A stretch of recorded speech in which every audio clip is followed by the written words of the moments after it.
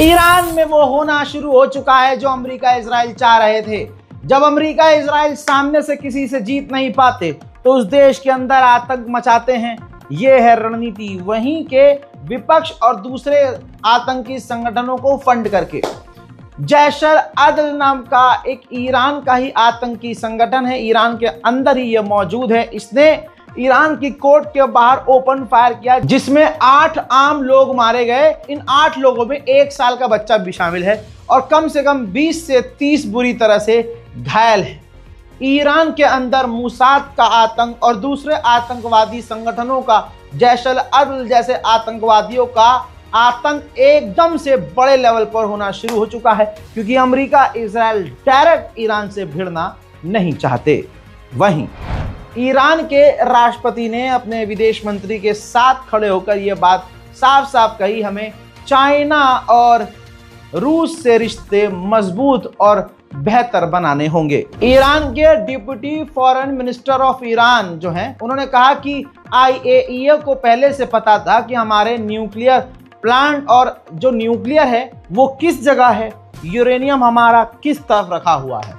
यानी IAEA ने ही सारी जानकारी लीक की, जिसके बाद हम पर हमला हुआ। उधर अमेरिका ने आखिरकार चाइना से कह दिया है कि ईरान से तेल चीन न खरीदे। IAEA के चीफ ने कहा है कि ईरान को ट्रांसपेरेंट होना चाहिए, उसकी अभी भी जो खुफिया न्यूक्लियर साइट्स हैं उसके बारे में जानकारी देनी चाहिए, उसकी जानकारी को शेयर करना चाहिए। IAEA ने कहा कि ईरान के पास अभी भी कई खुफिया न्यूक्लियर प्लांट्स हैं, जो हमारे लिए चिंताजनक बात है। मेरे दोस्तों, इजराइल ने कहा है कि हमने अपने हमले में, जब जंग हुई थी तो हमने अपने हमले में ईरान का इलेक्ट्रॉनिक पल्स बम तबाह किया था, जो वो बम बना रहा था, और वो एक ऐसा बम था कि उस एक बम से ईरान हमला करके पूरे इजराइल की बिजली काट सकता था। साथ ही उसने ये भी कहा कि हमने ईरान की 3000 बैलिस्टिक मिसाइल और 500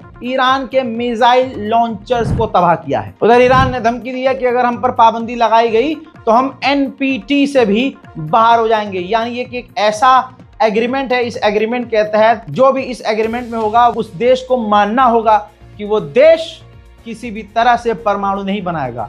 तो अगर ईरान इस एग्रीमेंट से बाहर हो जाएगा तो यानी ईरान फिर कुछ भी कर सकता है।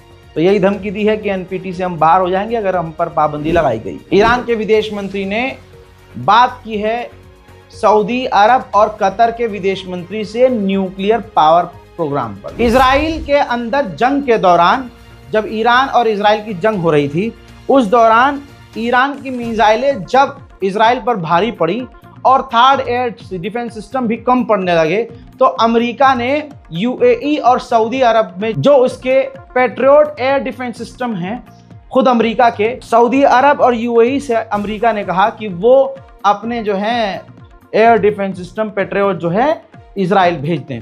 तो दोस्तों, UAE का तो अपडेट नहीं है मेरे पास, लेकिन सऊदी अरब ने साफ मना कर दिया था कि नहीं, आपने जो हमको पैट्रियट दिया था उसे हम किसी और देश में तैनात नहीं करेंगे, ये हमारी नीति से बाहर है। आर्मीनिया ने मार दी है पलटी जंगजोर कॉरिडोर, जो काफी सेंसिटिव है और ईरान से जुड़ा हुआ जंगजोर कॉरिडोर है। अमेरिका ने लीज पर मांगा था, पहले आर्मीनिया राजी हो गया था, लेकिन अंदर पता नहीं क्या हुआ है कि आर्मीनिया ने अब आधिकारिक तौर पर मना कर दिया है कि हम अपना जंगजोर कॉरिडोर किराए पर, लीज पर नहीं देंगे। मेरे दोस्तों, इजराइल की विजमैन इंस्टीट्यूट, जो साइंस इंस्टीट्यूट है, जिस पर ईरान की एक मिसाइल ने जाकर चुम्मा लिया था, इजराइल ने इस तबाही को छुपाने की कोशिश की, लेकिन देखिए तस्वीर अब इजराइल के ही चैनल 12 ने जारी की है। एक मिसाइल ने इजराइल की टॉप संस्था को उड़ा दिया, चारों तरफ तबाही है, अंदर बाहर सब खंडर है, और सिर्फ यही इमारत नहीं, आसपास की कई इमारतें अब तक तबाह है। भाई, मलबा तक इजराइल अभी साफ नहीं कर पाया है, इतनी भारी तबाही ईरान ने मचाई। ईरान पर पाबंदी है, इसी वजह से ईरान किसी भी देश से कोई सामान खरीद नहीं पाता, खासकर जो बड़े साजो सामान है, बोइंग विमान, पैसेंजर विमान, जो बड़े वाले जहाज होते हैं जिसमें हम ट्रैवल करते हैं, जो बड़े बड़े जहाज होते हैं बोइंग, जरूरत थी ईरान को, ईरान ने चुपके से कंबोडिया देश से 5 बोइंग विमान, उसके ट्रैकर को बंद करके चुपके से वो ईरान ले आया है 5 बोइंग विमान, जिसको कहा जा रहा है कि ईरान स्मगल करके 5 बोइंग विमान ले आया है। E3 ने धमकी दी है ईरान को कि अगर ईरान ने IAEA के साथ बातचीत नहीं की तो हम अगस्त, आने वाला जो समय है, महीना जो अगस्त का महीना है, तब तक हम ईरान पर कई नई पाबंदियां लगा देंगे। हजरात, लेबनान पर इजराइल ने खौफनाक बमबारी की है, जैसे वो रोज कर रहा है।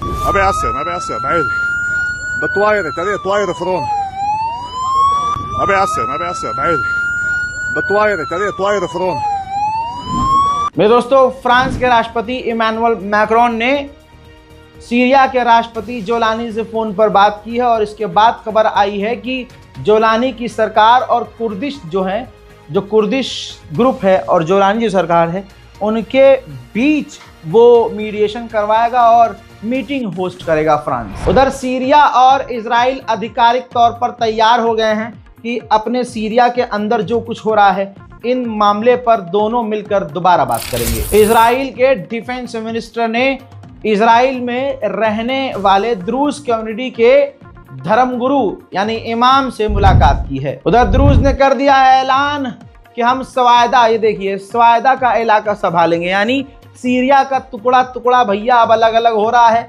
सवायदा सीरिया का ही शहर है जहां पर द्रूज कम्युनिटी के लोग ज्यादा रहते हैं। अब उन्होंने ऐलान किया है कि हम सवायदा का इलाका, यानी सवायदा की सरकार अलग होगी और उसको हम संभालेंगे। गाजा के अंदर हमास के हमले में इजराइल के कई सैनिकों की मरने की खबर है। हजरात मोहतरम, इस बारकोड का इस्तेमाल करके गाजा और फिलिस्तीन की मदद के लिए आगे आइए। इस रिपोर्ट को शेयर कीजिए, दुआओं में याद रखिए, चैनल को सब्सक्राइब कीजिए। जय हिंद।